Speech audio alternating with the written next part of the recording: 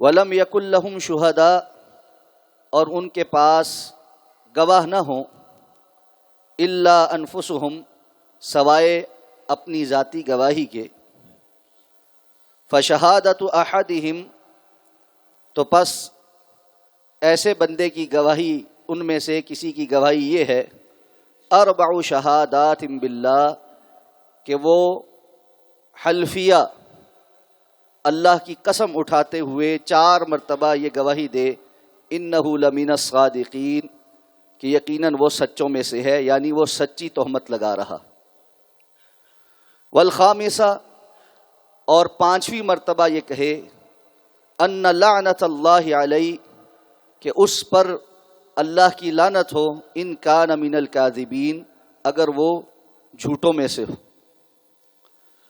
وَيَدْرَأُ عَنْهَا الْعَذَابَ، اور اس خاتون سے سزا کو دور کر دیا جائے گا، ان تشہد 4 شہادات باللہ، کہ وہ بھی 4 مرتبہ اللہ کی قسم اٹھا کر اس بات کی گواہی دے، انہ لمن الکاذبین، کہ یہ تہمت لگانے والا جھوٹوں میں سے۔ والخامسہ، اور 5ویں مرتبہ کہے، ان غضب اللہ علیہا، کہ اس پر اللہ کا غضب ہو، ان کان من الصادقین، اگر اس کا شوہر یعنی وہ سچا ہو۔ ولولا فضل اللہ علیکم ورحمتہ، اور اللہ کا اگر تم پر فضل نہ ہوتا اور اس کی رحمت نہ ہوتی، وَأَنَّ اللَّهَ تَوَّابٌ حَكِيمٌ، اور یقیناً اللہ تعالیٰ توبہ قبول کرنے والا، بڑی حکمتوں والا ہے۔ گزشتہ آیات میں ہم نے یہ بات جانی تھی کہ اللہ رب العزت نے تہمت لگانے والوں کے لیے یہ اصول وضع کر دیا کہ وہ 4 عادل گواہ پیش کریں گے، اور ان کی گواہی کے بعد بدکاری کا ارتکاب کرنے والا مرد یا عورت اگر غیر شادی شدہ ہو تو اس کو 100 کوڑے لگائے جائیں گے اور علاقہ بدر کیا جائے گا، وگرنہ جس نے تہمت لگائی ہے اس پر حد قذف جاری ہوگی، تہمت لگانے کی حد اس پر لگے گی، اور اس کو 80 کوڑے مارے جائیں گے۔ اسی کے ضمن میں ہم نے شادی شدہ بدکار مرد اور عورت کے حوالے سے بھی حکم سمجھا کہ رسول اللہ صلی اللہ علیہ وسلم نے ان کے لیے کتاب اللہ کی روشنی میں رجم کی سزا مقرر کی، اور آپ صلی اللہ علیہ وسلم نے ثابت ہو جانے پر اعتراف کر لینے والوں کو اپنی زندگی میں رجم کیا۔ اور حضرت عمر رضی اللہ تعالیٰ عنہ فرماتے تھے کہ آپ کے بعد حضرت ابو بکر نے بھی ایسا ہی کیا اور میں نے بھی ایسا ہی کیا۔ اب مسئلہ یہ درپیش ہوا کہ عمومی معاملات میں تو یہ اصول وضع ہو گیا کہ اگر کسی نے ایسے کسی جرم کا ارتکاب کر لیا لیکن اعلانیہ نہیں کیا، چھپ کر کیا، اور کسی ایک آدھ شخص کو اس کے متعلق علم ہو گیا تو اس کو اس کی اجازت نہیں کہ وہ اس چھپے ہوئے گند کو معاشرے کے اندر عام کرنا شروع کر دے اور لوگوں کی بدنامی کا سبب بنے، کہ بہت ممکن ہے چھپ کر گناہ کرنے والا آئندہ آنے والے وقت میں توبہ اور استغفار کر لے اور اللہ سے معافی مانگ۔ یہ سزا تو ان لوگوں کے لیے ہے جو اتنے جرأت مند ہو جائیں کہ مسلمان معاشروں کے اندر اخلاق باختگی کا سبب بنے، بے حیائی کے فروغ کا سبب بنے، اور ان کو اس بات کی کوئی پرواہ نہ رہے کہ ان کو کوئی جرم کرتے ہوئے دیکھ رہا ہے یا نہیں دیکھ رہا۔ ایسے اعلانیہ مجرموں کو اعلانیہ سزا دی جائے گی تاکہ معاشرے کے اندر عفت اور پاک دامنی کا معیار قائم رہ سکے۔ لیکن اب مسئلہ یہ پیدا ہوا کہ بسا اوقات مرد اپنی بیوی کو اگر کسی ایسی کیفیت میں دیکھے اور اس کے پاس گواہ بھی نہ ہو تو وہ کیا کرے؟ صحابہ کرام میں سے حضرت سعد بن عبادہ رضی اللہ تعالیٰ عنہ نے رسول اللہ صلی اللہ علیہ وسلم سے سب سے پہلے یہ مسئلہ دریافت کیا کہ اللہ کے رسول، اگر کوئی شخص ایسے فعل کا ارتکاب کرتے ہوئے اپنے گھر والوں کو دیکھے تو وہ کیا کرے؟ کیا وہ 4 گواہوں کا انتظار کرے؟ اور اگر وہ انتظار نہیں کرتا اور غصے میں آ کر اس حد تک پہنچتا ہے کہ اس بدکار عورت کو قتل کر دیتا ہے تو آپ اس کو قتل کرنے کی سزا دیں گے، اس کو بھی قتل کیا جائے گا؟ اگر وہ قتل نہیں کرتا اور آ کر اس پر الزام لگاتا ہے اور اس کے پاس گواہ موجود نہیں تو آپ اس پر حد قذف لگائیں گے، اس کو 80 کوڑے لگائیں گے؟ اور اگر وہ خاموش رہتا ہے تو وہ اپنے دل کی کڑن کے ساتھ خاموش رہے گا؟ آپ صلی اللہ علیہ وسلم نے سکوت اختیار کیا کہ اس معاملے میں اللہ کا حکم تو یہی ہے کہ بغیر گواہوں کے حد جاری نہیں ہو سکتی۔ سعد کہتے ہیں کہ اللہ کے رسول، اگر ایسا کبھی میرے ساتھ ہو تو میں تو اپنی بیوی کو قتل کر دوں۔ اللہ کے رسول صلی اللہ علیہ وسلم نے فرمایا، سعد غیرت والا ہے لیکن اللہ سعد سے زیادہ غیرت والے۔ یعنی سعد جذبات میں جس بات کا اظہار کر رہے ہیں یہ ایک غیرت مند آدمی کی دل کی آواز ہے، لیکن اللہ تعالیٰ اس معاملے میں جو فیصلہ فرمائیں گے وہ زیادہ بہتر ہوگا، اس لیے کہ اللہ رب العزت مخلوق سے زیادہ غیرت والے ہیں اور اللہ کے ہاں سے جو اصول اور ضابطہ آتا ہے وہ سب سے بہترین ہوتا ہے۔ صحابہ بیان کرتے ہیں کچھ وقت کے بعد ایک اور بندے نے اس قسم کا سوال اللہ کے رسول سے کیا اور وہی بندہ بعد میں پھر اس پریشانی میں مبتلا بھی ہوا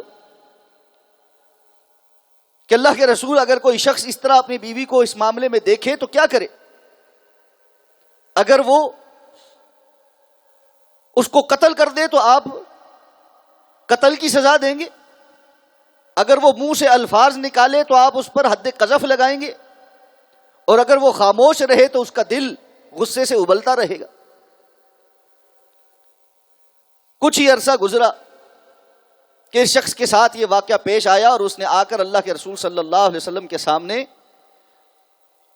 اپنی بیوی پر تہمت لگائی کہ میں نے اس کو خود کسی اور شخص کے ساتھ بدکاری میں مبتلا دیکھا ہے۔ اس موقع پہ یہ آیات نازل ہوئیں جن آیات کا ترجمہ میں نے ابھی آپ کے سامنے رکھا ہے اور ان کو آیات لعان کہتے ہیں۔ لعان کا معنی یہ ہے کہ شوہر بیوی پر بدکاری کی تہمت لگائے اور بیوی اس کا انکار کر دے اور دونوں کے پاس گواہ نہ ہو تو اب ایسے میں وہ اس شرعی طریقے کے مطابق 5 قسمیں اٹھائیں گے۔ پہلے مرد اٹھائے گا الزام لگانے والا، اور اس کے بعد خاتون اٹھائے گی جس پر الزام لگایا گیا ہے۔ رسول اللہ صلی اللہ علیہ وسلم نے اس شخص کو حکم دیا کہ وہ یہ قسمیں اٹھائے۔ اللہ تعالیٰ نے فرمایا جن لوگوں کے پاس گواہ نہ ہو تو وہ سب سے پہلے 4 قسمیں حلفیہ اللہ کے نام کی قسم اٹھاتے ہوئے یہ کہیں گے کہ انہ لمن الصادقین، کہ وہ جو تہمت لگا رہا ہے سچی لگا رہا ہے، جھوٹ نہیں بول۔ اور 5ویں مرتبہ یہ کہے گا ان لعنت اللہ علی ان کان من الکاذبین، اللہ کی قسم اٹھا کر میں یہ کہتا ہوں اگر میں جھوٹ بول رہا ہوں تو مجھ پر اللہ کی لعنت ہو۔ اس شخص نے یہ قسمیں اٹھا لی۔ اب خاتون کی باری آئی تو آپ صلی اللہ علیہ وسلم نے اس کو قسم اٹھانے سے پہلے متنبہ کیا، روکا کہ کہیں دنیا کی سزا یا بدنامی کے ڈر سے تم جھوٹی قسم نہ اٹھا لیں، اس لیے کہ یہ بڑا سنگین گناہ۔ لیکن اس نے کہا کہ میں قسم اٹھاؤں، اس نے قسم اٹھا لی۔ اسی طرح 4 مرتبہ اس نے حلفیہ قسم اٹھائی کہ انہ لمن الکاذبین، مجھ پر یہ تہمت لگانے والا جھوٹا ہے، اس کا یہ الزام جھوٹ پر مبنی۔ اور 5ویں مرتبہ حلفیہ قسم اٹھائی کہ اگر یہ سچا ہو، یعنی اس کی یہ تہمت سچ ہو، تو مجھ پر اللہ کا غضب ہو۔ جب یہ بات ہو گئی تو صحابہ بیان کرتے رسول اللہ صلی اللہ علیہ وسلم نے ان دونوں کے درمیان تفریق کروا دی۔ یہاں سے علماء نے یہ مسئلہ بھی مستنبط کیا ہے کہ اگر میاں بیوی اس حد تک پہنچ جائیں کہ معاملہ لعان پر چلا جائے اور دونوں قسمیں اٹھا لیں، تو اب یہ مزید میاں بیوی کی حیثیت میں نہیں رہ سکتے، اس لیے کہ ان دونوں میں سے کوئی ایک تو جھوٹا ہے۔ اب یہ رشتہ ان قسموں کے بعد ختم ہو گیا۔ آپ صلی اللہ علیہ وسلم نے ان کے درمیان تفریق کروا دی، اس کو فسخ نکاح کہتے، یعنی حاکم میاں بیوی کے درمیان کسی وجہ سے علیحدگی کروا دے۔ اس کے بعد اس خاتون کے ہاں جو اولاد ہوئی تو اس کے لیے یہ قانون بنا کہ وہ اس کے باپ کی طرف نسبت کی بجائے ماں کی طرف منسوب کیا جانے لگا۔ یہاں سے علماء نے یہ مسئلہ بھی ڈرائیو کیا ہے کہ اگر لعان ہونے کے بعد میاں بیوی کے درمیان تفریق ہو جائے اور اس دوران خاتون حاملہ ہو، تو وہ جو بچہ پیدا ہوگا اس کو سابقہ شوہر کا نام نہیں دیا جائے گا، اس لیے کہ وہ دونوں قسمیں اٹھا چکے ہیں، اور شوہر کا یہ قسم اٹھانا کہ یہ بدکار تھی اس بات پر مشکوک کر چکا ہے کہ یہ اولاد اس کی ہے یا نہیں ہے۔ اس لیے اب اس بچے کا نان نفقہ اور اس کی نسبت باپ کی طرف نہیں ہوگی بلکہ ماں کی جانب ہوگی، اور وراثت میں بھی یہ اس خاتون کے سابقہ شوہر کا وارث نہیں بنے گا، صرف اپنی ماں کا وارث بنے۔ تو ان احادیث سے اور ان آیات سے یہ بات بڑی واضح ہو گئی کہ اس کیس میں 4 گواہوں کی بجائے اس طرح قسمیں اٹھا کر یہ معاملات مکمل کیے جائیں گے۔ لیکن یہ بات ذہن میں رکھیے، قسموں کا یہ معاملہ صرف میاں بیوی کی حد تک محدود ہے، اور اسی طرح اگر کوئی خاتون اپنے شوہر کو کسی ایسی کیفیت میں دیکھے تو وہاں پر بھی معاملہ یہی ہوگا، حکم یہی۔ اگر کوئی خاتون اپنے شوہر کے اوپر بدکاری کا الزام لگائے، تہمت لگائے، تو وہاں بھی اسی طرح قسمیں اٹھائی جائیں گی، اور اگر دونوں قسمیں اٹھا لیں تو ان کے درمیان تفریق کر دی جائے گی اور یہ فسخ نکاح ہو جائے۔ اللہ تعالیٰ فرماتے ہیں وَلَوْلَا فَضْلُ اللَّهِ عَلَيْكُمْ وَرَحْمَتُهُ، اگر اللہ کا فضل اور اللہ کی رحمت تمہارے اوپر نہ ہوتی تو تم اس معاملے سے باہر نہیں آ سکتے تھے۔ یہ اللہ کا فضل اور اللہ کی رحمت یہ ہے کہ اللہ نے تمہارے لیے اس معاملے میں بھی ایک رستہ مقرر کیا، اس لیے کہ اگر لعان کا حکم نہ ہوتا تو 4 گواہ لانے ممکن نہ ہوتے، اور ایسے میں اگر بندہ خاموش رہے تو دل کے جس بغض کے ساتھ وہ خاموش رہے اور جس کڑن کے ساتھ وہ خاموش رہے، وہ انسانی نفسیات اور فطرت کے مخالف، اور گھر اس بغض اور حسد کے ساتھ نہیں چل سکتے۔ اور اگر اس پر حکم نازل نہ ہوتا تو بہت ساری خواتین قتل ہو جاتی، شک کی بنیاد پر قتل ہو جاتی۔ اس لیے یہ غیرت کے نام پر جو قتل ہے، اسلام نے اس کا رستہ روکا ہے۔ غیر قانونی انفرادی سطح پر کوئی بھی مرد اٹھ کر اپنی بیوی کو غیرت کے نام پر قتل کر دے، بہن کو قتل کر دے، بیٹی کو قتل کر دے، اسلام میں اس کی کوئی گنجائش نہیں۔ شریعت نے سزا مقرر کی ہے، قانون کو اختیار دیا ہے، اس شخص کو قانونی رستہ اختیار کرنا پڑے گا۔ اگر قانون اس کو اجازت دیتا ہوگا تو قانون سزا نافذ کروائے گا، اگر قانون کمزور ہو، سزا نافذ نہ کر سکتا ہو، تو انسان قانون کو اپنے ہاتھ میں نہیں لے سکتا۔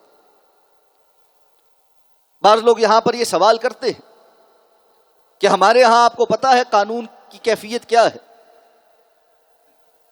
اپنے اس موجودہ نظام سے انصاف حاصل کرنا جوئے شیر لانا، اور پھر عدالتوں کے چکر اور فلاں معاملات اور یہ معاملات اگر وہ کر بھی لیے جائیں تو اس کو ثابت کرنا بڑا مشکل ہے۔ تو ایسے میں اب کیا کیا جائے؟ شریعت کا جواب یہ ہے کہ اگر ایسے حالات ہو جائیں تو انسان صبر کرے، علیحدگی اختیار کر لے لیکن صبر کر۔ قانون کو ہاتھ میں لے کر خود سزا نہیں دے سکتے۔ کسی نے قتل کر دیا، آپ اس قتل کو ثابت نہیں کر سکے تو کیا ماورائے عدالت قتل کیا جا سکتا ہے؟ نہیں کیا جا سکتا۔ اگر ان باتوں کی اجازت دے دی جائے تو معاشرے کے اندر بہت فساد پھیلے گا، اور پھر لوگ جذبات کے اندر آ کر جب بدلہ لینے لگتے ہیں تو صرف جس نے جرم کیا ہوتا ہے اس کو سزا نہیں دیتے، اس کے قریبی لوگوں کو، متعلقین کو، اعزاء اقرباء کو بھی اسی کی لپیٹ میں لے لیتے۔ اس لیے ہم دیکھتے ہیں کہ جہاں خاندانی دشمنیاں چلتی ہیں وہاں پر خاندانوں کے خاندان قتل ہو جاتے، حتیٰ کہ معصوم بچے جن کو ابھی کچھ پتہ بھی نہیں کہ کیا ہو رہا ہے وہ بھی قتل کر دیے جاتے۔ اس لیے شریعت نے اس معاملے کو لوگوں کے اختیار میں نہیں دیا۔ قانون نافذ نہیں ہو رہا، مشکل ہو رہا ہے انصاف لینا، تو یاد رکھیے بندہ مومن کے لیے اللہ نے یوم الدین رکھا ہے، بدلے کا دن رکھا ہے، جس کا مالک کون ہے؟ مالک یوم الدین، وہ اللہ ہے جو اس دن کا مالک ہے۔ اور جس دن اللہ رب العزت نے انصاف کے تمام تقاضے پورے کرنے، اور جس دن مظلوموں کی داد رسی ہونی ہے، اس لیے اگر کہیں دنیا میں انصاف میسر نہ آ سکے تو جذبات میں ایک حد سے تجاوز کر جانا یہ خود بھی ایک ظلم، اللہ رب العزت کے احکامات سے باہر نکل جانا، حدود کو توڑ دینا، یہ بھی ظلم۔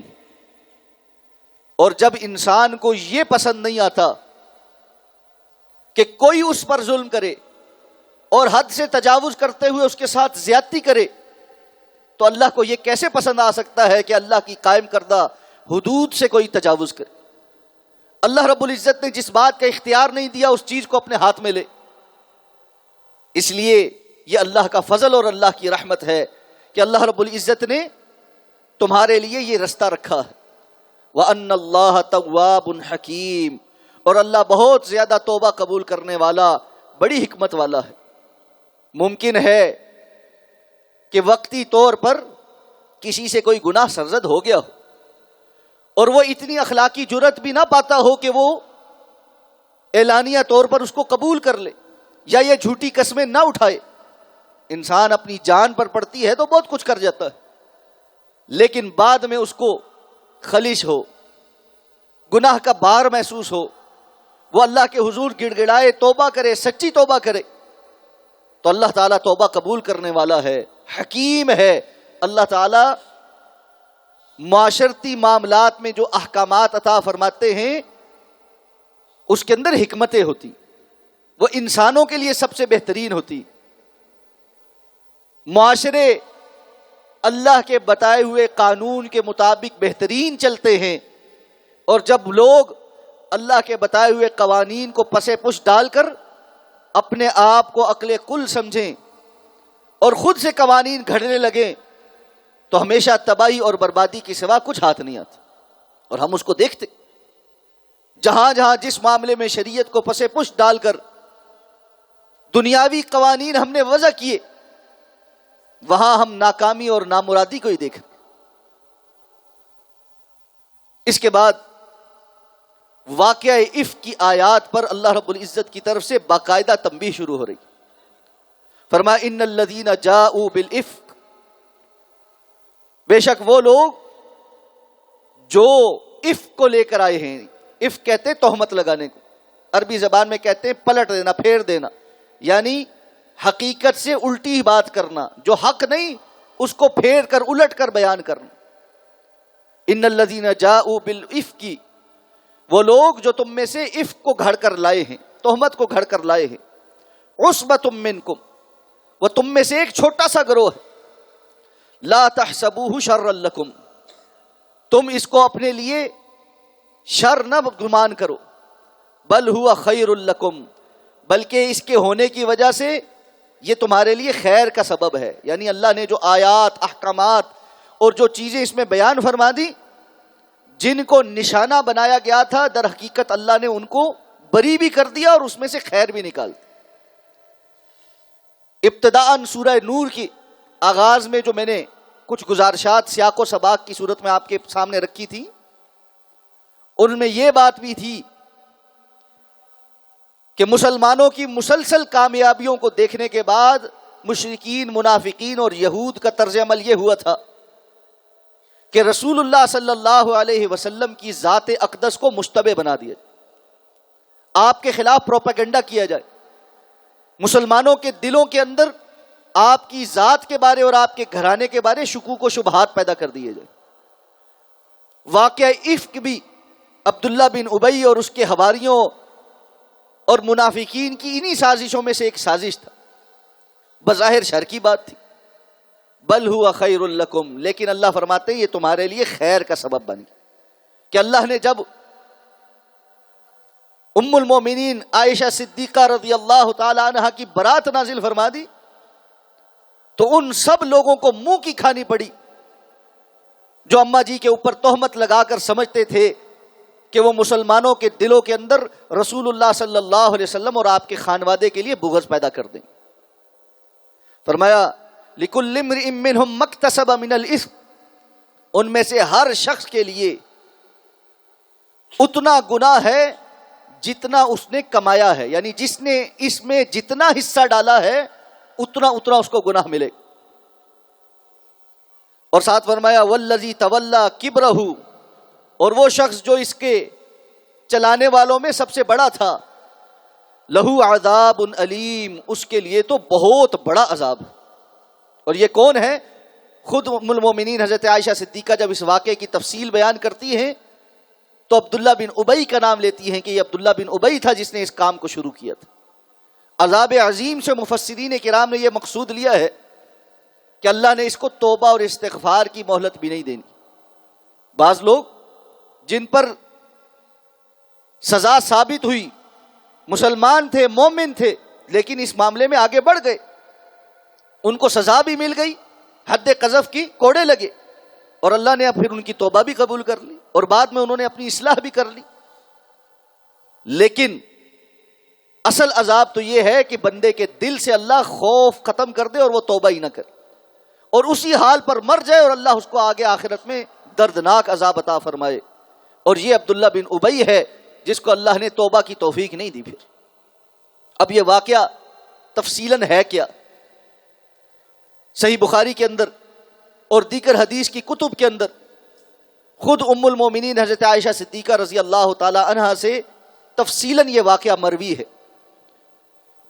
میں ان تمام روایات کا خلاصہ آپ کے سامنے پیش کرتا ہوں تاکہ آپ کے سامنے ایک تصویر واضح ہو جائے. غزوہ بنی مستلق غزوہ تبوک کے بعد ہوا. رسول اللہ صلی اللہ علیہ وسلم کا طرز عمل یہ تھا کہ جب آپ کسی غزوہ میں جانے لگتے تو ازواج مطہرات کے درمیان قرعہ اندازی کرتے، جس کا نام قرعہ میں نکل آتا اس کو سفر پہ اپنے ساتھ لے کر جاتے. حضرت عائشہ فرماتی ہیں قرعہ میں میرا نام نکلا اور سفر میں رسول اللہ صلی اللہ علیہ وسلم کے ساتھ تھی. غزوہ کے بعد واپسی پر مدینہ کی جانب آتے ہوئے مدینہ سے کچھ پہلے پڑاؤ ڈالا گیا. فرماتی ہیں کہ میں اس وقت اپنے ہودج میں سفر کرتی تھی. ہودج کہتے ہیں ایک پالکی سی جو اونٹ کے اوپر رکھی جاتی ہے جس کے چاروں طرف پردہ ہوتا تھا. چونکہ غزوہ بنی مستلق کے وقت پردے کے احکامات نازل ہو چکے تھے اس لیے ازواج مطہرات اور مسلمانوں کی خواتین پردے میں سفر کرتی تھی. تو جس وقت پڑاؤ ہوتا تھا تو جن لوگوں کی خدمت پر ذمہ داری ہوتی تھی وہ اس ہودج کو اٹھا کر زمین پر رکھتے تھے اور کوچ کے وقت وہ ہودج دوبارہ اٹھا کر سواری پر رکھا جاتا تھا اور قافلہ روانہ ہوتا تھا. اماں جی فرماتی ہیں رات کا وقت تھا، میں قضائے حاجت کے لیے ذرا دور گئی. واپس آتے ہوئے میرے گلے میں ایک ہار تھا جو کہیں گر گیا. جب مجھے محسوس ہوا کہ وہ ہار گر گیا ہے تو میں واپس اس رستے پہ گئی جا کے اس کو تلاش کروں. رسول اللہ صلی اللہ علیہ وسلم نے اس سے پہلے اس بات کا حکم دے دیا تھا کہ اب کوچ کرنے لگے ہیں تو لوگ جلدی جلدی تیاری کر لیں. کہتی ہے میں اس گمشدہ ہار کو تلاش کرنے کے لیے واپس گئی. اس کو تلاش کرتے کرتے کچھ وقت لگ گیا, وہ ہار مجھے مل گیا.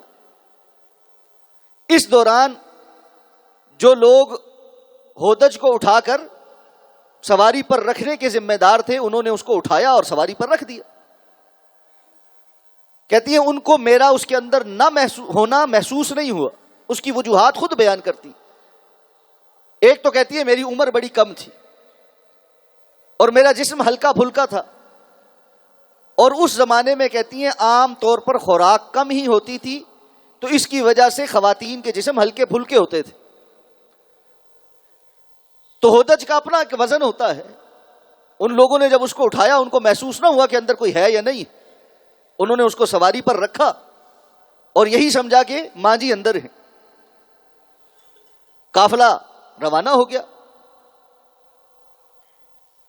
اماں جی فرماتی ہیں جس وقت میں ہار ڈھونڈ کر جگہ پر واپس پہنچی تو میں نے دیکھا کہ قافلہ تو روانہ ہو گیا اور اب وہاں کوئی بھی شخص نہیں کہ میں آواز بھی دور سے دوں اور کوئی میری آواز سنے. کہتی ہے میں اسی جگہ بیٹھ گئی کہ جس وقت میں نہیں ہوں گی, جب میرا کوئی پتہ کرنے آئے گا نہیں ملوں گی تو ظاہر بات ہے وہ مجھے ڈھونڈتے ڈھونڈتے واپس آئیں گے. وہاں کہتے بیٹھے بیٹھے میری آنکھ لگ گئی. حضرت صفوان بن معطل رضی اللہ تعالیٰ عنہ وہ صحابی تھے جن کی ڈیوٹی تھی کہ وہ قافلے کے پیچھے پیچھے کچھ فاصلے سے ذرا دیر سے آئیں گے. اور یہ عموماً اس دور کا رواج تھا کہ قافلے کا کوئی سامان یا کوئی چیز یا کوئی شخص پیچھے رہ جائے تو بعد میں ایک آنے والا وہ سامان اٹھا لائے, یا کوئی شخص رہ جائے تو اس کو اپنے ساتھ لے آئے, کیونکہ عموماً اس طرح سواریاں تو چلتی نہیں تھی. ام المومنین حضرت عائشہ فرماتی ہیں دن چڑھ آیا. حضرت صفوان جب وہاں پہنچے فجر کے بعد کا وقت تھا. جب وہ میرے پاس پہنچے تو انہوں نے مجھے دیکھ کر پہچان لیا, اس لیے کہ پردے کے احکامات نازل ہونے سے پہلے وہ مجھے دیکھ چکے تھے, اور ان کی زبان سے صرف یہ نکلا انا للہ و انا الیہ راجعون. رسول اللہ صلی اللہ علیہ وسلم کی زوجہ محترمہ یہاں. حضرت عائشہ فرماتی ہے میں نے جب ان کی زبان سے انا للہ سنا تو میری آنکھ کھلی, تو میں نے فوراً اپنی چادر چہرے پہ کر لی. کہتی ہے اس کے علاوہ حضرت صفوان نے میرے سے کوئی بات نہیں کی. انہوں نے اپنی سواری بٹھائی اور اس کے گھٹنے پر پاؤں رکھ لیا. میں اس سواری پر سوار ہوئی اور انہوں نے سواری کو کھڑا کیا اور اس کی مہار پکڑ کر پیدل چلنا شروع ہو. اب آگے مدینہ کے بالکل قریب جہاں پر مسلمانوں نے دن چڑھے پڑاؤ ڈالا, وہاں پر اپنا سفر مکمل کر کے حضرت صفوان ام المومنین حضرت عائشہ کے ساتھ وہ سواری پہ بیٹھی ہیں اور وہ مہار پکڑے آ رہے ہیں. وہاں پہنچے. یہ وہ موقع تھا جب عبداللہ بن ابی نے ان دونوں کو آتے ہوئے دیکھا, اور اس نے جا کر اپنے ساتھیوں کے درمیان یہ زہر فشانی کی کہ تم دیکھتے ہو کہ تمہارے نبی کی بیوی کسی بندے کے ساتھ تنہا آ رہی ہے, اور وہ رات کا وہ وقت گزار کر آئی ہے تو وہ پاک دامن آئی ہوگی, والعیاذ باللہ. اور یہ باتیں کر کے اس نے یہ خبر لوگوں کے درمیان پھیلانی شروع کر. رسول اللہ صلی اللہ علیہ وسلم مدینہ تشریف لے آئے. ام المومنین فرماتی ہیں کہ سفر سے واپسی پر میری طبیعت خراب ہو گئی, بخار آ گیا اور طبیعت بہت خراب ہو. مجھے کچھ پتہ نہیں چلا کہ لوگ کیا باتیں کر رہے ہیں, اور میرے بارے میں یہ بات اندر چل پڑی ہے. صرف مجھے اتنا محسوس ہوتا تھا کہ رسول اللہ صلی اللہ علیہ وسلم میری کسی بھی بیماری میں جس طرح آ کر میرے پاس بیٹھتے تھے, انسیت کرتے تھے, میرا حال احوال پوچھتے تھے, وہ اس دفعہ نہیں. آپ آتے سلام کرتے اور چلے جاتے. یہ بات کہتی ہے مجھے اس وقت تک نہیں پتہ چلی جب تک کہ میری کچھ طبیعت بحال ہوئی اور میں ایک دن اپنی ایک خادمہ کے ساتھ باہر قضائے حاجت کے لیے گئی. یہ خادمہ حضرت ابوبکر صدیق رضی اللہ تعالیٰ عنہ کی قریبی رشتہ دار تھیں اور حضرت عائشہ کی خدمت کرتی تھی. ان کو جب ایک جگہ پر کسی پتھر سے یا کسی چیز سے تھوڑی سی ٹھوکر لگی تو انہوں نے اپنے بیٹے مستہ کو کہا کہ مستہ برباد ہو. حضرت عائشہ کہتی ہے میں نے ان کو کہا آپ اپنے بیٹے کو بربادی کی بددعائیں دے رہی جبکہ وہ بدر میں شریک بھی ہوا ہے. تو اس خاتون نے حیران ہو کے مجھے کہا آپ کو کچھ پتہ نہیں کہ میں کیوں یہ بددعا دے رہی ہوں؟ ماں اپنے بیٹے کو اس وجہ سے بددعا دے رہی. کہا مجھے تو کچھ پتہ نہیں. کہتی اس وقت مجھے مستہ کی والدہ نے وہ ساری باتیں بتائیں جو ارد گرد پھیلا دی گئی تھی، اور مسلمانوں میں سے جن لوگوں نے اس کو آگے پھیلایا ان میں یہ مستہ بھی شامل تھا، حالانکہ یہ حضرت ابوبکر کا قریبی رشتہ دار تھا. کہتی ہے میرے اوپر تو پہاڑ گر گیا، آنسو تھے رکتے ہی نہیں تھے. اب مجھے سمجھ آئی کہ رسول اللہ صلی اللہ علیہ وسلم کی میرے ساتھ بے اعتنائی کیوں ہے، آپ کیوں خاموش؟ اور فرماتی ہیں کہ میں نے گھر آ کر میری طبیعت اور خراب ہو گئی. اللہ کے رسول صلی اللہ علیہ وسلم جب آئے تو ان سے اجازت طلب کی کہ میں اپنے ماں باپ کے گھر جانا چاہتا. آپ نے اجازت دے دی. کہتے میں اپنے والدین کے گھر آئی، وہ دونوں بھی مجھ سے مل کر پریشان ہوئے. والدہ روتی تھی. وہ کہتی ہے میری والدہ نے مجھے تسلی دی جب میں نے ان کے سامنے ذکر کیا کہ لوگ میرے بارے میں ایسی باتیں کر رہے، تو والدہ نے مجھے تسلی دی کہ بیٹا جو خاتون اپنے شوہر کی لاڈلی ہو، اور معلوم ہے ام المومنین حضرت عائشہ صدیقہ اللہ کے رسول صلی اللہ علیہ وسلم کی پسندیدہ زوجہ مبارک تھی، اور اس کی بہت ساری سوکنیں بھی ہوں، اس کے ساتھ اس قسم کا معاملہ ہو ہی جاتا ہے. اس کے علاوہ کہتی ہے میری والدہ نے مجھے کچھ نہیں کہا. کہتے میرے آنسو تھے رکتے نہ تھے، اور نیند میری آنکھوں سے کوسوں دور تھی. اس دوران رسول اللہ صلی اللہ علیہ وسلم نے صبر بھی کیا اور تحقیق بھی کی. چونکہ واقعہ تھوڑا سا تفصیلی ہے اور اہم ہے تو ہم یہاں پر ہی اس کو روکتے ہیں. اگلے انشاءاللہ خطبہ جمعۃ المبارک میں یہیں سے اس واقعے کو مزید آگے جاننے کی کوشش کریں گے، اور اس واقعے سے کیا کیا نتائج مرتب ہوئے اور کیا ثمرات نکلے، اور قیامت تک آنے والے مسلمانوں کے لیے اللہ تعالیٰ نے کون کون سے قوانین وضع کر دیے، ان پر انشاءاللہ سیر حاصل گفتگو کریں گے. اللہ رب العزت سے اس دعا کے ساتھ اللہ ہمیں سمجھ کر عمل کرنے کی توفیق عطا فرمائے. اقول قولی ھذا واستغفر اللہ لی ولکم ولسائر المسلمین برحمتک یا ارحم الراحمین.